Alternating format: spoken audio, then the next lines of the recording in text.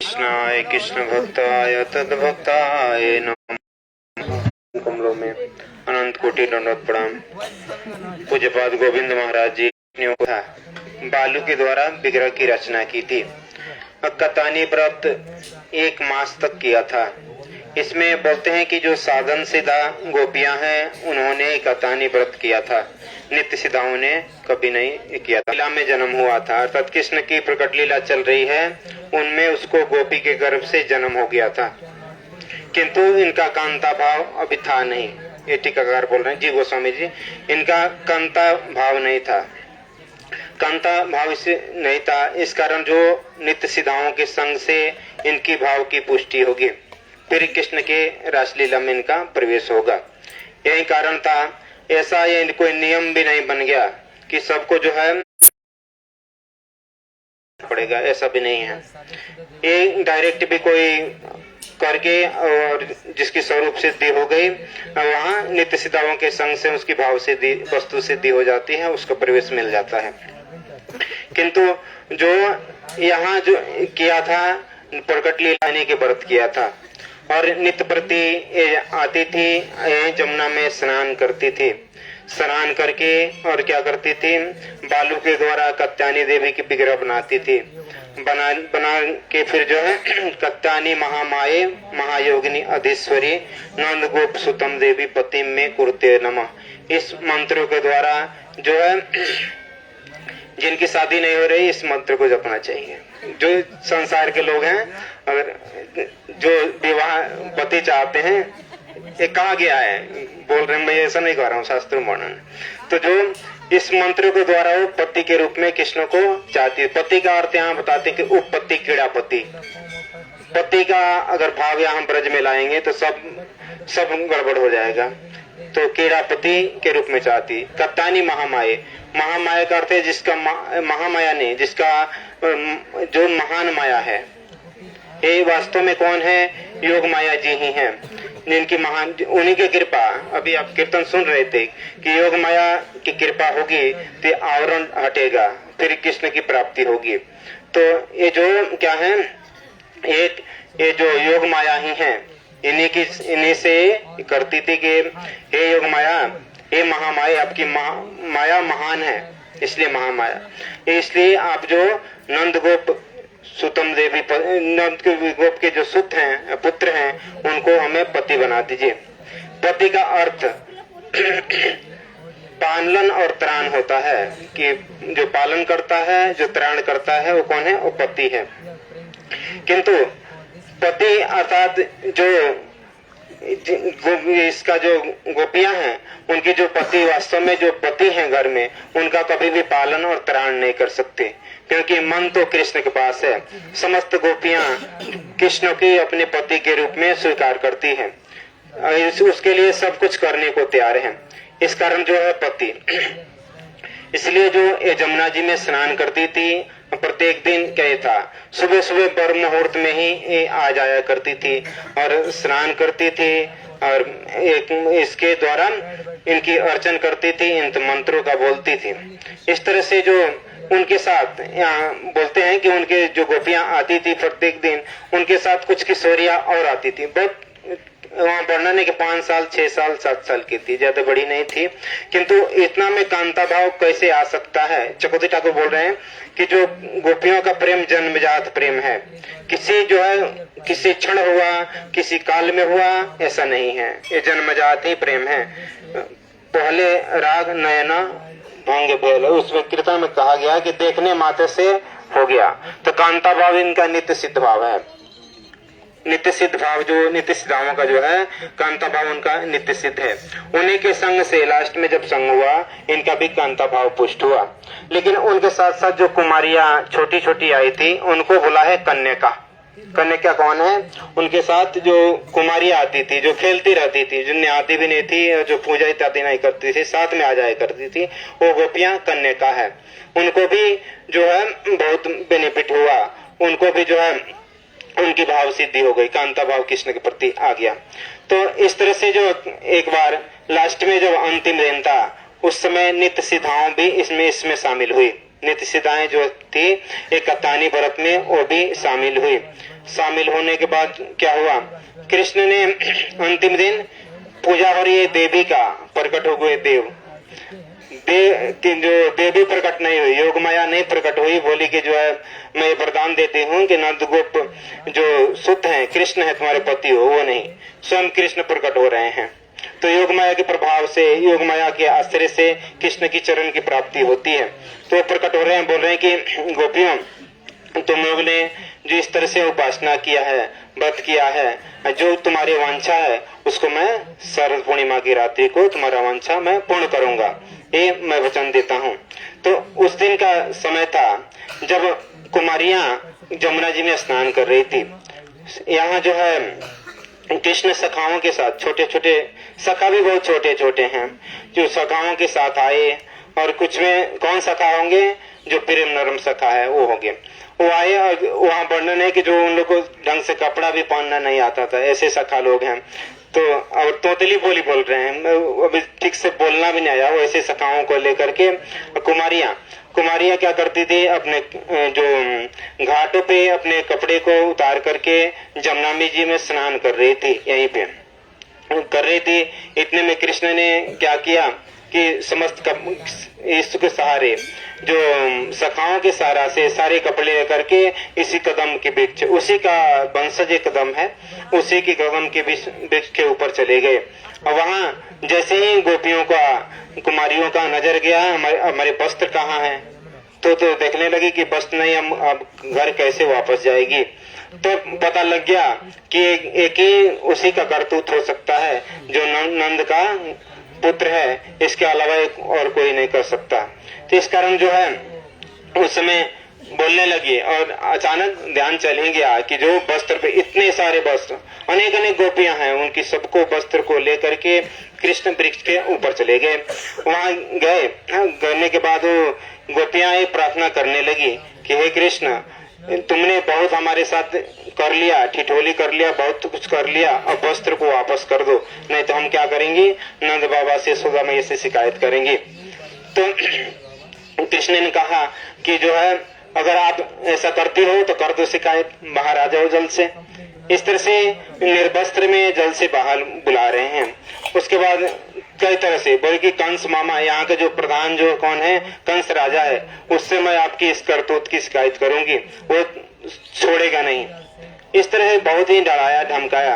वास्तव में जो गोपियां के अंदर ही भाव छुपा हुआ है, क्या भाव है, भाव ये छुपा है कि जो है हे आप ही हमारे सर्वस्व, आपकी प्राप्ति के लिए ही जो आपने आपकी प्राप्ति के लिए व्रत हमें किया है, इस कारण तुम अगर नंगा देखना चाहते हो तो उसमें ही हम संतुष्ट हैं। अंदर ये भाव छिपा है, लेकिन ऊपर से जो ये दिखा रही हैं कि जो देखते हैं कृष्ण इस पे क्या करते हैं, क्या वस्त्र को वापस करते हैं, अगर करते हैं तो क्या हमारा सर्वस्व समर्पण जो है इनके प्रति कैसे निकल के बाहर आएगा। इस कारण जो है वो कहती है कि तो कृष्ण ने शर्त रखा कि तुम लोग जो है निर्वस्त्र ही हाथ ऊपर करके सूर्य के प्रणाम करते हुए बाहर आओ, अपने अपने वस्त्र ले जाओ, इस तरह से कहा। वहाँ गोपियां सोचने लगी कि जिनके लिए हम इतने उपासना किया और जिनकी प्राप्ति के ही हमारा एक अभिष्ट है, इसलिए लेस मात्र भी पर्दा नहीं रह जाए। जैसे कि तत्वता हो जाएंगे तो गोपियां और इसमें कृष्ण में कोई भी अंतर नहीं है। यथार्भका सप्रतिबिंब विभ्रमा बोला है, परछाई उनकी है। जैसे कि अपने हाथ को चुम्बन करे तो उसमें दोष नहीं होता। जैसे कि एक उदाहरण और देते हैं कि जैसे बाथरूम में कोई स्नान करते हैं तो निर्वस्त्र होकर अंग प्रत्यंग को देखते हैं तो उसमें शर्म की कोई बात नहीं होती। तो गोपियां वास्तव में जो है कृष्ण की अपने जो अपना ही अंग है, एक तरह से वही आनंद देने के लिए ही जो है प्रकट हुई है, आनंद देने के लिए प्रकट हुए। इस कारण उसमें कोई भी दोष नहीं है। इसलिए कोई अपने को आलिंगन करे, अपने हाथों को चुम्बन करे तो इसमें दोष नहीं होता। इसी प्रकार जो उनसे कोई भी गोपियां कोई भी कृष्ण के अंदर दोष आरोपित नहीं होता है। अब यहाँ तक कि टीकाकार बोलते हैं कि अगर साधन सीधा भी साधन जो किसी की स्वरूप सिद्धि होती है फिर जो वस्तु सिद्धि हो जाती है तो वहां जो है नित्य सीधा साधन सीधा में कोई भी भेद नहीं रहता है। वहां ये शब्द नहीं है कि नित्य शरद पूर्णिमा की रात्रि को तुम्हारा मैं ये वांछा पूर्ण करूंगा, तुम्हारे अंदर जो अभिलाषा है इसको मैं पूर्ण करूंगा। यही सब ये लीलाएं संपादन हुई थी। तो ये लीला जो संपादन हुई थी यहाँ कत्तानी का उन्होंने व्रत धारण किया, कृष्ण स्वयं प्रकट हुए, योग माया की कृपा से कृष्ण प्रकट हुए। तो प्रकट होकर के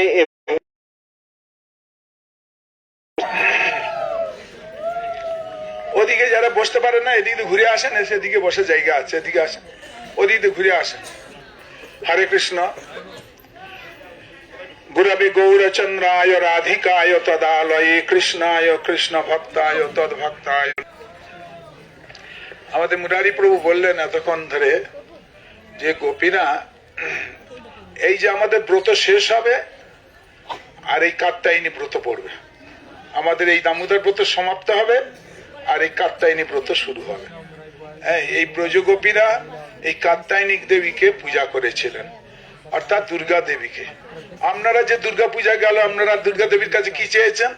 ধনং দেহি, যশং দেহি, মনোরমা ভার্যাং দেহি, খালি দাও দাও দাও, আমাকে ভোগ করতে দাও। হরে কৃষ্ণ। হ্যাঁ হ্যাঁ দিয়েছিল, যা খালি দাও, আমাকে দাও দাও দাও। আর যা দেবী সর্বভূতেষু মাতৃরূপে সংস্থিতা, নমস্তস্যই নমস্তস্যই নমস্তস্যই নমো নমঃ। এক বাড়িতে ওই বললো যেন কথাটা বলে দিই, এক বাড়িতে পূজা হচ্ছে, গিন্নি মা সব আয়োজন করেছে, আর ওই মন্ত্র বলছে যা দেবী সর্বভূতে, বলতে দেবী তুই চলে যা আর ভূতগুলো আমার বাড়িতে ঢুকে যাক। তা নয়, ইহা দেবী সর্বভূতের, তিনি সমস্ত ভূত মানে প্রাণী। এইরকম মন্ত্র হবে না। হরে কৃষ্ণ। তাই এই যে ব্রজগোপীগণ সব কুমারী, এরা 15 বৎসরের মধ্যে সব এরা কাত্যায়নী পূজা করেছিলেন, ছোট ছোট বালিকা সব। হরে কৃষ্ণ। তাই সেই বালুকা মূর্তি করে, দুর্গা মূর্তি করে, আর এই শীতের সময় অগ্রহণ মাসে তারা পূজা করেছিল। কি বলেছিল মন্ত্রের দ্বারায়? হ্যাঁ কি বলছে মন্ত্রটা? কি? কাত্যায়নী মহামায়ে মহাযোগিনীধীশ্বরী নন্দ গোপ সুতং দেবী পতিং মে কুরুতে মনম।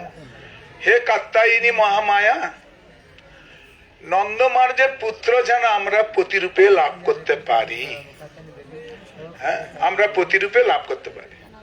মুরারি প্রভু একটা কথা বলেছেন, যাদের শাদী হয় নাই তারা এই মন্ত্র বলবে।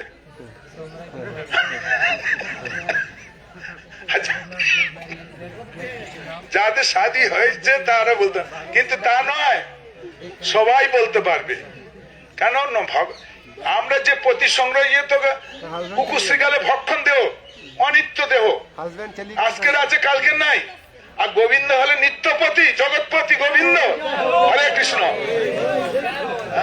জগৎপতি গোবিন্দ, হ্যাঁ, সে আমাদের নিত্যপতি, সে সবাই চাইতে পারে। হ্যাঁ, কাত্যায়নী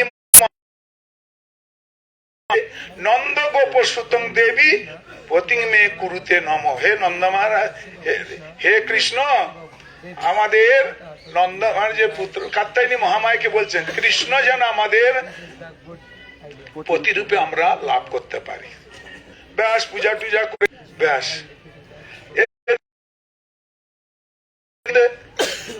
সন্ধ্যার সময় আর জল দেবতাকে বরুণ দেব জলের মধ্যে থাকেন। হ্যাঁ, আর অনেকক্ষণ চান চান করছেন, খুব জল খেলা করছেন, ক্রীড়া করছেন। হঠাৎ দেখছে জলের মধ্যে কৃষ্ণ। তারপর দেখছে না, এ তো সত্যি তো এখানে এসে কোথায় তো আসলো। চাঁদে তাকিয়ে তারপর দেখে না যে ডাঙার উপরে ওদের কাপড় চোপড় কিছুই নাই, কাপড় চোপড় নাই। কে নিল? বাবা সেই হনুমান কাপড়গুলো সব উপরে নিয়ে চলে গেছে। কৃষ্ণ তুমি খুব ভালো করছো না। হ্যাঁ, অতএব গোপীগণের নাই কাপড় তো হাওয়ায় উড়ে গেছে। বলে দেখো তোমরা অপরাধ করেছো, বিভূষণ হয় জলে নামতে নাই, জলদেবতা চরণ অপরাধ করেছো, তোমরা মহা অপরাধ করেছো। তাহলে অপরাধ খালন করতে কি হবে? সূর্যকে পূজা করো, প্রণাম করো সূর্যকে। তা ওরা এক হাতে শরীর আচ্ছাদন করে, এক হাতে যাচ্ছে, বলে ডবল অপরাধ হয়েছে, এক হাতে প্রণাম করতে নাই। একজন নন্দ মারা যাচ্ছে, একজন কংস মারা যাচ্ছে। কোন মহারাজকে বলবেন? আর যাকে বলতে যাবে সে আমাদের এই সামন দিয়ে, আমার সামন দিয়ে যেতে হবে। হরে কৃষ্ণ, আমার এই সামন, আমার এই রাস্তা দিয়ে যেতে হবে, যাকে বলো না কেন। তারপরে কি করলেন? আর উপায় নাই, কাপড় নিতে হবে। তখন ওর দু হাত তুলে ভগবানের কাছে প্রণাম, সূর্যদেবকে প্রণাম করলেন। অর্থাৎ শরণাগত না, কারণ ভগবান নিজে বস্ত্র দিলেন। আর এখানে এদের বস্ত্র চুরি করেছেন, ওখানে বস্ত্র দিয়েছেন, আর এখানে বস্ত্র চুরি করেছেন। হ্যাঁ, তারপরে বস্ত্র দিয়েছেন। হরে কৃষ্ণ। তারপরে কি করলেন? তার মানে কি? গোবিন্দ সব সব তোমার, চাবি কাঠিটা আমার। হরে কৃষ্ণ। এরম বললে গোবিন্দের কৃপা পাওয়া যাবে না। আত্মনিবেদন তুয়া পদে করি, দুঃখ দূরে গেল, চিন্তা না রহিল, চৌদিকে आनंद देखी। आत्मनिवेदन तुआ पदे करी। खेलन वन होते हुए रामघाट पहुंचे थे। जो रामघाट है वो खेलन वन के अंदर ही है। वो खेलन वन का नाम माया का, योग माया का ही अंश है, इसलिए भद्रकाली दुर्गा ऐसा कहा गया। अनेक जन्म सिद्धानाम गोपीनाम, अनेक जन्मों के तपस्या के बाद बताया था श्रुति रूपा बना है। ये पंचभौतिक मिट्टी का बना हो, ये पंचभूत का बना है।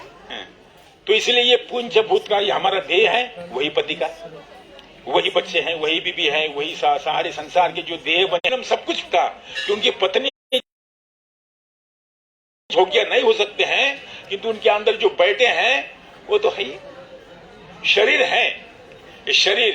तो इसलिए यहाँ पर जो लीला हुई, इस सारी ब्रज गोपियां कृष्ण को पति रूप में पाना चाहती थी। ब्रज में जितने अनेक जन्म सिद्धानाम गोपीनाम पतिरेवेच, अनेक वो भी, ये लक्ष्मी आकर नारायण की पट्टरानी महाविष्णु की पत्नी, वो भी आकर कृष्ण के दास में प्रवेश करना चाहते हैं। तो वो भी ब्रज में गोपी बनना चाहते, ब्रज में प्रवेश करना चाहती, गोपी नहीं बनना चाहती। क्योंकि गोपी अनुगत्य बिना भजिले हो ना ही पाए ब्रजेंद्र नंदने। ब्रजेंद्र नंदन श्री कृष्ण वो गोपी के अनुगत्य बिना भजे वो प्राप्त नहीं हो सकते हैं। इसलिए इनमें सारी जितनी गोपियां, वृषभानुपुरे जन्म हेबे जावटी विवाह हबे, ब्रज गोपी भावना रहे भी, वो ब्रज में होकर के, और इसको जय जय उज्ज्वल सर्वर सार पारकीय भाविते ब्रजते प्रचार, ये परकीय भाव है। क्योंकि कृष्ण एकमात्र एकला कृष्ण पुरुष आर सभृत्य जार जायचे नाचाए तैसे करे नृत्य। एकला ईश्वर कृष्ण पुरुष है। क्या है? कोई किसी का पति बनाए, किसी पत्नी बने, किसी के बच्चे बने, माँ बाप बने, क्या है? अरे वो तो आत्मा होने के कारण तो तुम्हारी गति है, अवस्थिति है। तुम शरीर को पति मानते थे ना, तो शरीर तो मिट्टी का है। तो तुम्हारा पति जो अंदर बैठा उसको देखा तुमने? तो नहीं देखा।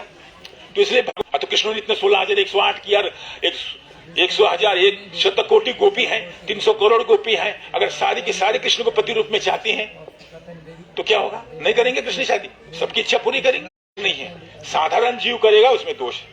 इसलिए यहाँ पर ये सारी, उसके बाद में भाई होते हैं, उसके बाद में बंधु होते हैं, उसमें नौकर होते हैं। तो सबसे अधिक प्रीति किसमें होते हैं? पति पत्नी में होते हैं। जो माता पिता ने जन्म ही पति पत्नी में होते हैं, माता पिता से कम, सबसे ज्यादा प्रेम पति पत्नी में, उसके बाद माता पिता, उसके बाद भाई बहन, उसके बाद मित्र, उसके बाद नौकर चाकर, उसके बाद पड़ोसी। प्रेम का भी एक तारतम्य है। सबसे ज्यादा पति और पत्नी में प्रेम क्यों होता है? और जितना ज्यादा आपस में प्रेम होगा उतना ज्यादा ही उनका विरह भी उतना होगा। जितना ज्यादा आपस में प्रेम होगा उसके लिए ज्यादा दुख भी उसके लिए होगा। और कितने लोग संसार में मरते हैं उसके लिए तो कोई रोता नहीं है। आपस में नाते रिश्ते मनी उनका थोड़ा सा प्रेम है उसके लिए और ज्यादा मनी माता पिता मनी से और ज्यादा दुख होता है, और पति पत्नी में दोनों से और ज्यादा दुख होता है, क्योंकि ज्यादा प्रेम होगा वही दुख का अनुभव अधिक होता है। तो पति पत्नी में क्यों ज्यादा होता है? क्योंकि जो माता पिता नहीं दे सकते सखा नहीं दे पत्नी देती है। इसलिए सर्वांग गोप्या निजांगम अपनी गोप्या ऐसे कहा। गोपिया क्या देती है कृष्ण को जिससे सुख होता है? जो दूसरे लोग नहीं दे सकते हैं वो पत्नी देती है, इसलिए उनमें ज्यादा प्रेम होता है। इसमें साफ कहा गया। इसलिए ये ब्रज गोपियों ने जो ये साधन सिद्धा करके आई थी, श्रुतिचरी ऋषिचरी और बाकी और जितने सारे नाम लिए, वो सारी की सारी गोपियां, क्योंकि कृष्ण ब्रह्मा के एक दिन में एक बार आते हैं और उसे तो साक्षात रूप में कृष्ण को अगर तपस्या करने के बाद ये 5 प्रकार से प्रेम होते क्या होता है? उनको देखने का, उनसे बात शब्द सुनने का लक्षण क्या होता है? अगर जिसका प्रेम नहीं है, जैसे अभी पति पत्नी का संबंध नहीं हुआ, जब संबंध होता है, संबंध होने के बाद में क्या होता है? सगाई होने के बाद में क्या होता है? उसकी बात करने की इच्छा, उसको देखने की इच्छा होगी, उसके गुण सुनने की इच्छा होगी, तो ये प्रेम का लक्षण है। अगर जिसके प्रति प्रेम होता है, विषय है, इसके द्वारा हम ग्रहण करते हैं, यही सब्जेक्ट हम लोग इसी आंखों से, किंतु इसमें क्या करें थोड़ा चिन्मय होता है। हम इसी आंखों से भगवान को नहीं देख सकते हैं, यही आंखें, यही शरीर, यही कान, इसको हम लोग चिन्मय बन जाएंगे, तब हम भगवान को दिव्य बना दो। इस दिव्य, क्योंकि भगवान दिव्य है, किंतु इसी देह में भगवान का दर्शन हो सकता है अगर दिव्य बना दिया जाए तो। इसलिए दिव्य बनाने की जरूरत है, इसलिए साधना है, इसलिए हमारा अंतःकरण शुद्ध होगा तब इसको देखा जाएगा। तो गोपियों ने यहाँ पर तपस्या करके ज्यादा लगे हैं, तो यज्ञ सीताओं के लिए राधा जी ने कहा था, हे, क्योंकि वो ब्रज में जन्म लेके आई थी यज्ञ सीताएं, तो राधा जी ने कहा तुम एकादशी का व्रत करो। तो एकादशी का राधा जी नाम बताए, उसके नाम बताए, और किसने एक गोपियां पुत्री है जो कात्यायनी देवी है। तो कात्यायनी महामाई उड़ जाके यमुना किनारे, अभी जैसे कार्तिक मास समाप्त हो उसके बाद में मार्गशीर्ष मास लगता है, कात्यायनी मास समाप्त होने, अभी ठंड पड़ेगी, तो सुबह सुबह पूजा करके कात्यायनी देवी क्या मांग रही है? कात्यायनी से कोई संसार का फल नहीं मांग रही है। कात्यायनी देवी के पास ये कात्यायनी की पूजा करके जिस प्रकार से बहुत सारे उपहार लेकर के, द्रव्य गंधा आदि पुष्पहार आदि लेकर के, उसका फल फूल दे करके कात्यायनी, और क्या बोल रही है? कात्यायनी महामाई, ही महामाई आप तो सब कुछ कर सकते हैं, हमारा मनोरथ आप जानते हैं, आप हमारा मनोरथ भी पूर्ण कर सकते हैं। हमारा मनोरथ क्या है? कात्यायनी महामाई महायोगिनी आदिश्वरी नंद गोप सुतम देवी पतिम में कुरुते नमः। हमको नंद गोप जो ब्रज के नंद बाबा है उनका पुत्र जो कृष्ण है वो हमें पति रूप में प्राप्त है। अब पति भी नहीं, यहाँ तो पति, क्योंकि कृष्ण की कोई पत्नी ब्रज में है ही नहीं, तो पति रूप में कहा, पति नहीं उपपति। इसको इसलिए कहा क्योंकि हम लोग के अनंत जन्म हो चुके हैं, हम अनंत बार स्त्री पुरुष बने हैं, अनंत बार माँ बाप स्त्री पुरुष अलग अलग बने हैं, और मरने के बाद में हम लोग पता नहीं और सारे 84 लाख में हम हर जन्म हर योनि में घूमते हैं। तो यहाँ इस जन्म अभी मनुष्य में मिला है, कोई स्त्री बनाए, कोई पुरुष बनाए, कोई माँ बनाए, कोई बाप बनाए, कोई पत्नी बने, कोई पति बनाए, कोई बच्चे बने, कोई बहन बने, कोई बेटा बनाए, कोई बेटी बने। अगले जन्म मरने के बाद कोई वापिस नहीं मिलेगा, एक भी नहीं मिलेगा, चाहने पर भी नहीं मिलेगा, क्योंकि तुम लोग का ये इस जन्म के साथ साथ सारा खत्म। तुम्हारे न जाने कितने जन्म हो चुके हैं ऐसे, न जन्म हर जन्म में तुम कितने माँ बाप पति पत्नी बनाए। पिछले अगर 10 जन्मों की 50 जन्मों की लिस्ट खड़ी करेंगे ना, क्रांति हो जाएंगी यहाँ कि ये मेरी पत्नी है, ये मेरा बच्चा है, ये मेरा पति है। हर जन्म में हम कुछ ना कुछ बनते गए, हर इतनी जन्म हमको, क्योंकि भगवान की सृष्टि कितनी लंबी चौड़ी है, कितने ब्रह्मा बदल गए, कितने इंद्र बदल गए, कितने मनु बदल गए, तो इतने बीच में जो है, अभी तो हमारा वर्तमान सप्तम मनवंतर चल रहा है, 28वें चतुर्युग का कलयुग चल रहा है। तो ये ब्रह्मा का एक दिन 1000 चतुर्युगों का होता है, उसके अंदर हमारे हजारों जन्म हो चुके हैं। और हर बार इसलिए कहते हैं प्रति जन्म में माता पिता पावा जाए, गुरु वैष्णव नहीं मिले भजे ही आए। प्रति जन्म में माता पिता मिलेंगे, बच्चे मिलेंगे, बीबी मिलेंगे, पति मिलेंगे, सब मिलेंगे। और शुक्र कुकर के उसमें जाओ, उधर भी तो बच्चे मिलते हैं, वहां भी पत्नी मिलते हैं, कहा नहीं है, वो जोड़ा तो सबसे बना रहेगा। किसी भी योनि में जाओ, अरे किसी भी योनि में जाओ, बिना माता पिता को तो बच्चा पैदा नहीं होता। माता पिता समझो पति पत्नी है, हाँ पति पत्नी है तभी तो बच्चे पैदा होते हैं। इस संसार का नियम के अनुसार पति पत्नी मतलब पति माता पिता। और प्रति जन्म में किसी भी योनि में जाओ, सुअर, कुत्ते, घोड़े, हाथी, वो सब में जाओ, वो सब उनके हैं। कितने बच्चे, कितने माता पिता, कितने स्त्री पुरुष हैं। तो हम हर जन्म में गए, तो ब्रज में आने के बाद इसके लिए सोचना कि हम लोग इसी जन्म हमको मिल गया, स्त्री मिला, पुरुष मिला, कोई बात नहीं, अगले जन्म में। इसलिए तो भगवान कृष्ण ने क्या किया, बोले ठीक है, कभी कभी ऐसी की लड़कियां भी कहते हैं, लड़कियां भी कहते हैं अगले जन्म में मैं पति बनूंगा, या अगले जन्म में पत्नी कहती है कि मैं पति बनूंगी, तुमको दिखाऊंगी, चखाऊंगी। कभी कभी पति भी कहते हैं अगले जन्म में मैं पत्नी बनूंगा, तुमको सब चखाऊंगी। और बनना पड़ता है, अब तुम्हारे हाथ में तो कुछ नहीं, तुमको संकल्प करके आई थी कि तुम स्त्री और पुरुष बनोगे, तुम कौन बनोगे, तुम तो संकल्प किया नहीं, तुम बन गई, बस बनिए तो पिछले जन्म में कुछ है इसके लिए बन गई। तो ब्रज में आने के बाद ये इसके लिए मैं सब कह रहा हूं कि थोड़ा बहुत आपको समझ में आएगा। ब्रज में लीला समझना है तो इसमें प्रवेश करना ही पड़ेगा। तो ब्रज में गोपियों की इतनी सारी बनी, अनंत जन्मों की तपस्या के बाद ब्रज में गोपी रूप में जन्म लिया। फिर उन्होंने कात्यायनी व्रत किया, कात्यायनी व्रत किया, कृष्ण को उपपति रूप में मांगा। तो कात्यायनी देवी का व्रत करने के बाद जब व्रत पूरा होने जा रहा है पूर्णमासी को, ये पूर्णमासी के दिन व्रत पूरा होने जा रहा है, उसी समय में कात्यायनी देवी प्रकट नहीं हुई, तो कृष्ण प्रकट हुए। बोले विदित्वा साधु, तुम्हारा मन का संकल्प में जान लिया। कृष्ण कहते विदित्वा संकल्प साध्वी, ये साध्वी हो, ये गोपी हो, तुम्हारी मन की इच्छा जान ली, तुम तो कात्यायनी को देवी नहीं चाहते, तुम मुझे चाहते ना, मैं आ गया। उसके पहले बोले ठीक है, तुम्हारी इच्छा पूरी करूंगा अगली शरद पूर्णिमा को। तो उसके शारदीय रास में तुम्हारी इच्छा, मैंने तुमको शारदीय रास में प्रवेश चाहिए ना। कृष्ण के अंतिम रास सर्व लीलाओं की चूड़ामणि रास लीला है। तो सब में जितने जीवों का क्या इच्छा है कि हमको रास में प्रवेश मिले, तो उसके लिए वो अधिकार है। जिन्होंने अनेक जन्मों की तपस्या की है उनके लिए रास में प्रवेश मिलेगा। तो ठीक है, तो तुम उसके पहले कृष्ण ने क्या किया, उनका ये वस्त्र हरण कर दिया। अब इसके अंदर क्या दिखा रहे हैं, आपने कथा सुनी, वस्त्र हरण किया, उसके कपड़े चोरी करे। अभी कपड़े चोरी करना क्या बात है, वो आकर 1 महीना तक यहीं पर यमुना के किनारे आकर के सुबह पूजा करती थी और स्नान, कपड़े खोल के रखती थी और स्नान करती थी गोपियां। पहले तो नंगे स्नान करना नहीं चाहिए, और नंगे स्नान किया भी तो कोई बात नहीं है। देखो वहां पर कहा गोपियां 2.5-3 साल की थी, कितनी 2.5-3 साल की। कृष्ण ब्रज में 11 साल तक रहे हैं, तो 11 साल के नीचे, और उसमें भी गोवर्धन 7वें साल में उठाया। उसके पहले ये चीरहरण लीला हुई थी 2.5-3 साल की, किंतु कहते पूर्ण यौवना थी। देखो भगवान के लिए और गोपियों के लिए वो कोई साधारण मनुष्य नहीं, तो इसको समझना पहले। तो गोपियों ने वहां पर विवस्त्र होकर, तो कृष्ण ने कहा कपड़े चोरी कर दिए और कहा कि तुम आ जाओ। हम लोग जिसमें बच्चे थे, हाँ अभी भी देखो बंगाल में क्या शहर वाले थोड़ा ज्यादा चतुर होते हैं। बंगाल वाले हैं ना, जानते हैं बच्चे 5-6 साल तक नंगे नहाते कि नहीं, लड़कियां भी नहाते हैं, लड़के भी नहाते हैं, नंगे नहाते हैं। उनके अंदर कोई काम भाव नहीं है, 5-6 साल तक कोई काम भाव नहीं होता। थोड़ा सा 8, 9, 10, 12 साल का हो गया तो कपड़े ढकने लगे, शरीर ढकने लगे। उसके पहले तो नंगे नहाते हैं। अरे नंगे आए थे, नंगे जाएंगे। तुम लोग तो कपड़े पहन के तो कोई आए नहीं था, तो तुम इतने कपड़े ढक के समझते न जाने तुम्हारे पास कोई अलग चीज है। हाँ, कपड़े ढक के रखते हैं, कोई अलग चीज है, तुमको पता ही नहीं किसी को क्या है किसके पास में।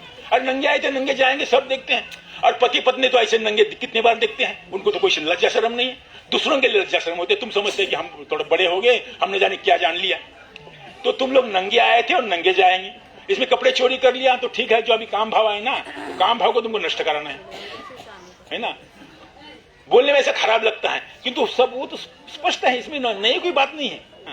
ये तो बोलने में समझिए कितना है, क्या क्या है, ये निर्लज है और क्या बोल सकते हैं। किंतु जो स्थिति है वो स्थिति कृष्ण ने चोरी की। बोला ऊपर में आ जाओ, बोले नहीं आएंगे, हमने कपड़े दो। बोले तुमने अपराध किया, नंगी पानी में नहीं, तो कृष्ण ने चोरी करके दिखाएगा तुमने किसके लिए तपस्या की थी, मुझे पति रूप में चाहने के लिए ना, मैं तो वो हूं कृष्ण। अभी ऊपर में देखो, अंदर से चाहते हैं, ऊपर से दिखाती नहीं है ना। अंदर से पति रूप में चाहते हैं, खुल्लम खुला नहीं बोल सकते। इसलिए तो कात्यायनी व्रत करने का यही मतलब है कि अगर कोई लड़की पति को चाहते तो डायरेक्ट नहीं बोल सकते मुझे पति चाहिए, डायरेक्ट नहीं बोले। वो चाहते, प्रेम करते उससे, कभी कभी डायरेक्ट नहीं बोलते, लगते 2-4 साल, 6 साल, 8 साल, 10 साल बाद में बोलते कि हाँ तुमको इतना किसी में चाहती थी, तो इतना दिन में क्यों नहीं बोली, नहीं बोली। तो ये साक्षात रूप में कृष्ण चाहते हैं, मुझे तुमने तपस्या करके मुझे पति रूप में चाहना, हाँ ठीक है, पति रूप में चाहा, उपपति रूप में चाहा, और मेरे साथ में क्रीड़ा करने को क्यों, हे देवी हो, क्योंकि मैं ही अंतिम सबका स्नेहास्पद, जो भगवान अंतिम गति, अंतिम पति भगवान ही है।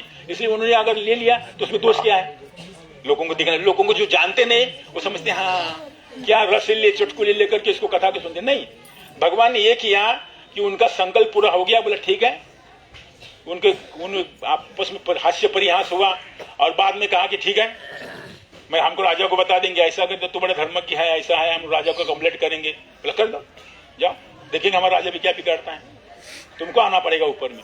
तो अब गोपियां किसी बात में कृष्ण डगे, इधर से उधर नहीं हुआ तो गोपी अभी तो हम लोग क्या ठंड में कांप रही हैं, और ऊपर में कृष्ण बोले ऊपर आओ, हमको यहाँ से एक एक करके आओ, कपड़े ले जाओ, इकट्ठा दूंगा नहीं, एक एक करके आ जाओ और एक एक करके कपड़ा दूंगा।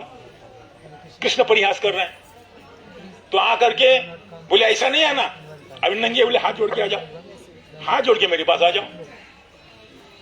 तो नहीं, वो हाथ नहीं, ऐसी करके आ, ढक करके आ जाओ। तो बोला ऐसा नहीं चलेगा, हाथ जोड़ो, सर के ऊपर प्रणाम करो मुझे, सर के ऊपर हाथ जोड़ के प्रणाम करके मेरे पास आ जाओ। तो अब गोपियों को कोई ठंड में, तो ठंड में तो मैं 1 महीना तक यही तुम्हारे कपड़ों का या झूला बनाऊंगा, झूलते रहूंगा, कदम के पीछे झूलता रहूंगा, बैठे रहो, 1 महीना तक जाऊंगा नहीं, देखता तुम पानी में खड़ी रहोगे वैसी, और मैं रहता ऊपर में।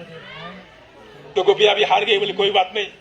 अरे है तो सी, एक ना एक दिन शरीर में छोड़ना पड़ेगा, और सब जानते हैं उसमें नंगाई जाना पड़ता है, मुट्ठी बांध के आए जगत में, हाथ पसारे जाएगा। तो इसलिए शरीर का जो अभिमान है ना कि मैं स्त्री हूं, मैं पुरुष हूं, मैं ये हूं, मैं पति हूं, मैं पत्नी हूं, कुछ नहीं चलेगा। मिट्टी से बना हुआ है। ये दिखाने के लिए कृष्ण ने ये सब इसके अंदर के ये रहस्य है कि तुम सारे जितने जीवात्मा हैं वो सारे के सारे मेरे हैं, और मैं अंतिम गति, अंतिम पति मैं हूं, मैंने कृष्ण। इसलिए तुम मेरे पास आने में कोई लज्जा से, पत्नी पति के बजाय शर्म करती है, बच्चे के, और वो भी ऐसे भी वहां पर। और एक उदाहरण दिया, अभी कहा अपना शरीर ही है उनका, गोपियां कोई अलग नहीं है, कृष्ण के ही सब। वो क्या है, जैसे अपना शरीर है, अपने शरीर को हम चुंबन करेंगे, या बच्चों के साथ में बच्चा होता है, जब बच्चा जब आता है तो स्त्री नंगी रहती है, तो वो देखते हो तो बच्चा है, वो तो ये भी जानते हैं कि बच्चा है। तो ऐसे ही कृष्ण के सामने सारे बच्चे ही हैं, तुम कितने बड़े हो जाओ। तो कृष्ण के सामने यथा अर्भ का नाम, मानी बच्चों के सामने जैसे। किंतु हम लोग का यही तो हमारा अभिमान है कि थोड़ा सा हम थोड़ा बड़ा नहीं हुए, हमारे अंदर यौवन आ गया तो बस कितनी बार मेकअप करेंगे, कितनी बार आईने में देखेंगे, कितनी लिपस्टिक लगाएंगे, नहीं जाने हमारे सबसे सुंदरी कोई नहीं है। इसलिए तो कहते हैं षोडश वयो प्राप्ता गर्दभ्यपि अप्सरा याचते। 16 साल की हो गई लड़की कि अपने को अप्सरा समझते, गधी भी है वो भी अपने को अप्सरा समझते, चाहे कितनी भी कुरूप भी है। इसलिए कहा वो श्लोक ही है संस्कृत में एक, षोडश वयो प्राप्ता गर्दभ्यपि अप्सराय। इसलिए तो प्यार हुआ गधी तो परी क्या चीज है, गद्दी से प्यार हो जाए, परी क्या चीज है, उसको कोई सुंदरी हो किसी गद्दी से प्यार हो जाए, माने किसी कुरूप से प्यार हो जाए, प्यार है। राधा जी ने गोपियां चतुरा, कुछ गोपियां राधा जी के साथ में थी, उन्हें राधा जी को कहा ये कृष्ण, गोपियों ने राधा जी को कहा ये कृष्ण तो बड़ा लंपट है, वो सभी से प्यार करता है, तू उससे क्या पर करती। अरे पता नहीं, मेरा मन मानता ही नहीं, वो तो इसके लिए करती है, चाहे एक पति का वो बोले मैं इसी से शादी करूंगी तो कर ले, तुम क्या कर सकते हैं। कितनी ऐसी अप्सराएं हैं, उसने एक पति है, उसको ठीक है इसके साथ मैं प्यार करूं। बच्चे वाले हैं, विदेश में तो चलता है, इंडिया में थोड़ा कम है, किंतु ये अभी चल रहा है। देखा, मैं नाम नहीं लूंगा, मुझे जानता हूँ कुछ अप्सरा एक्ट्रेस है ऐसी, एक पति छोड़ के दूसरे पति, दूसरा पति। तो ये संसार के पति पत्नी संबंध झूठे हैं। पहली तो बात हम लगता है अरे ये क्या बोल रहे हैं, बात सही है। ये जितने शरीर के संबंध है, इस शरीर के संबंध सब झूठे संबंध है।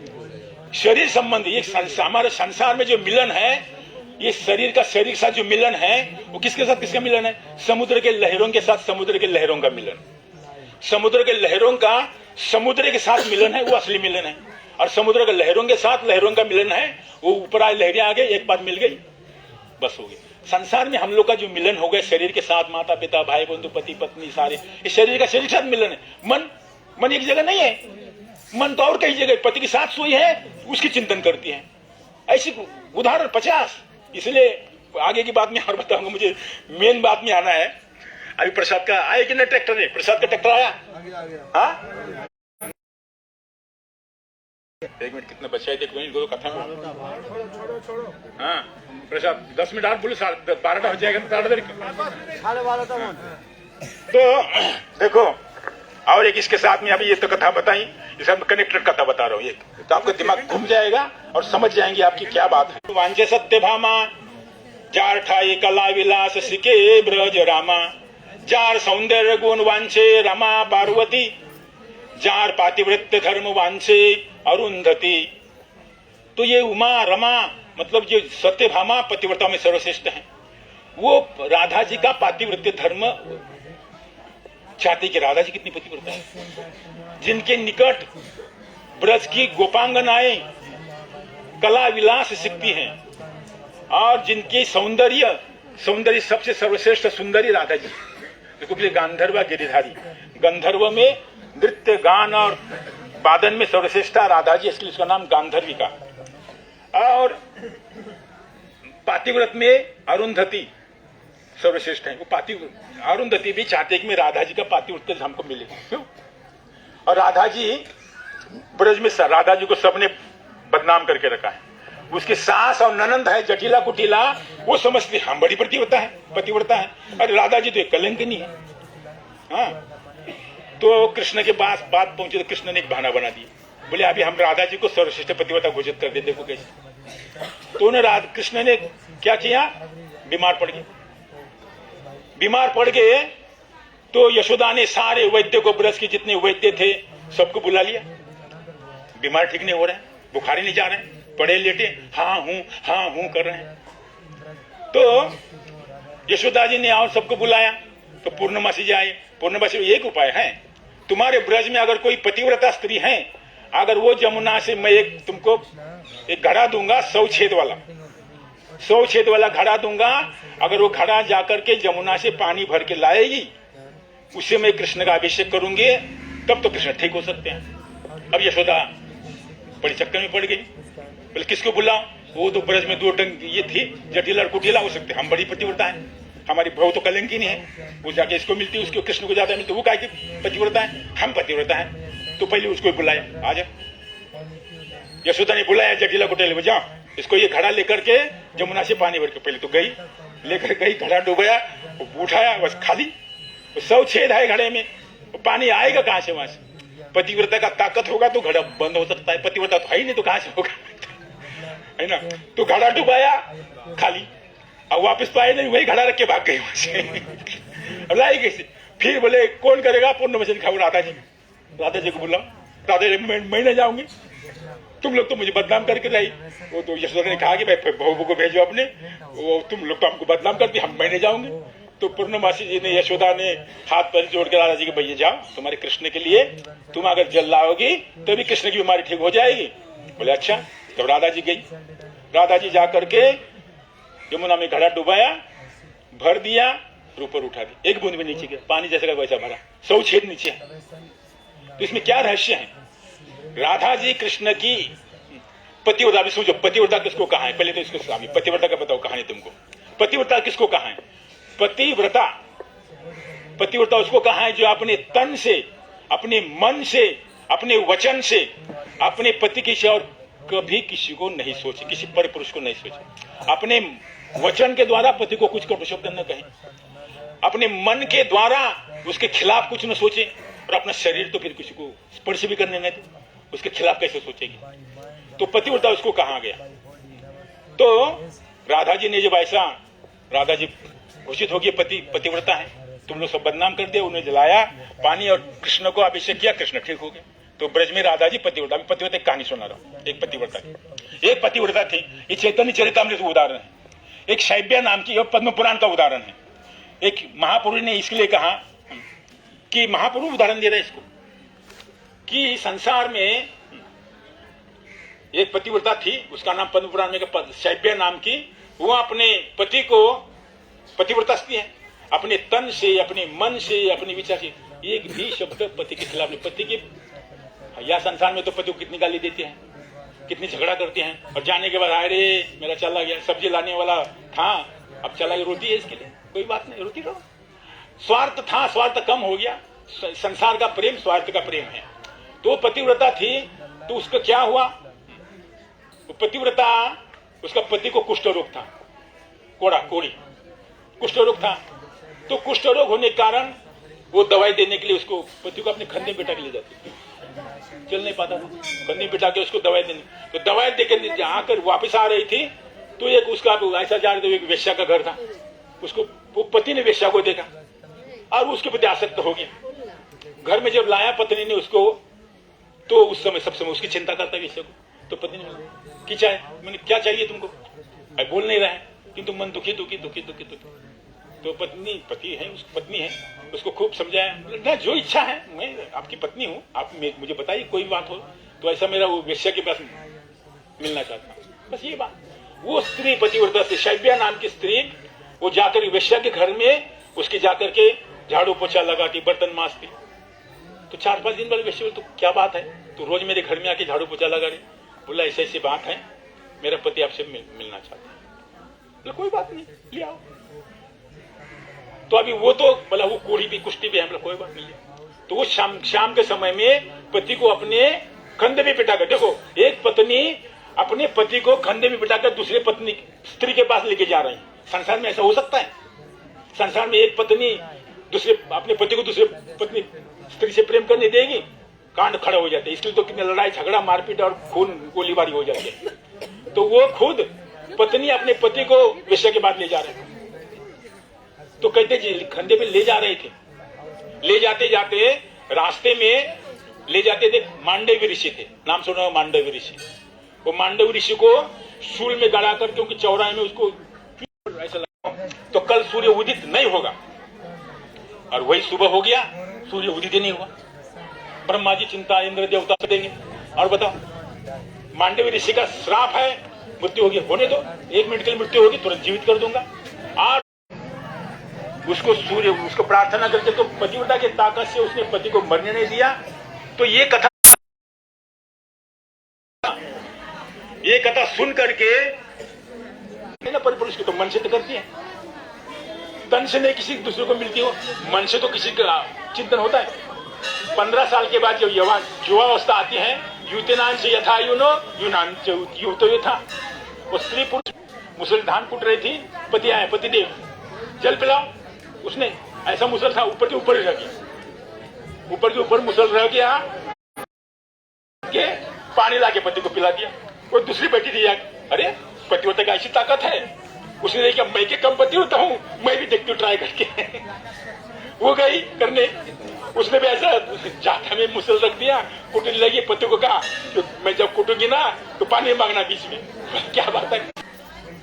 तो इसीलिए संसार में पार्वती जी ने कहा है, क्योंकि सारे ना माया बता भी दोगे। इसका फैक्ट क्या है, ये हंसने की बात नहीं है, ये फैक्ट ये है, असलियत ये है कि संसार में हम लोग सब मायाबद्ध हैं। कौन है? मायाबद्ध है। और ये माया का बेटा कौन है? मन है। और ये माया के सेनापति कौन है? ये काम, क्रोध, लोभ, मोह, मद, मात्सर्य, ये माया की सेनापति है। और जब तक माया से पार नहीं होगे तब तक 6 दोषों से, 6 विपत्तियों से कोई भी उत्तीर्ण नहीं सकता। इसलिए यहाँ पर रहेगा वो तो कामी क्रोधी है ही, और कामी क्रोधी है तो फिर सब कुछ है उसके दोष। इसलिए आपने को कोई ज्यादा कुछ बड़ाई करने की जरूरत नहीं है।